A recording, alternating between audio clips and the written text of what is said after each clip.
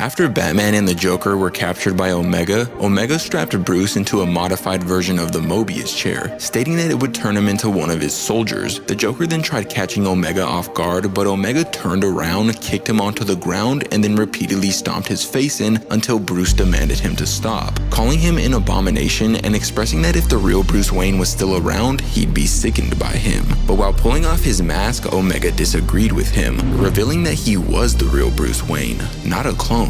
Meanwhile, Diana and the Owls made their own shocking discovery. Omega's signal amplifier was actually Martian Manhunter. Diana tried to bring him back to his senses, but Omega's grip on him was too strong and he shouted that she needed to die. The door behind them then started to close, leaving Diana to face him alone, while Grayson and the Owls were forced to take on Omega's forces because their camouflage devices stopped working. Back at the Mobius chair, Bruce was outraged and promised Omega that he'd bring him down, but that's literally what Omega wanted because he was getting older, he had a bunch of wounds, and his body wouldn't be able to last much longer. So he was rewriting his younger clone's mind so he could take his place. And after he activated the Mobius chair, Bruce gave up hope, accepting that he had lost. But then the Joker made a confession. That case with the boy in the alley who was killed by Thomas Wayne was fake. It was all his own doing and supposed to be his final case, the case that broke Bruce Wayne. But why was the Joker telling him this now? Well, he was trying to use it as an example because despite how broken and defeated the case left Bruce, he still didn't give up. He still held the door open for all those people at the hall, and he still kept being Batman. The Joker then told the young Bruce Wayne that he was the real Batman now, not Omega, and he should know because he was the Batman's right hand. And with that, Bruce spit out the penny from earlier on in the story and used it to break out of the chair.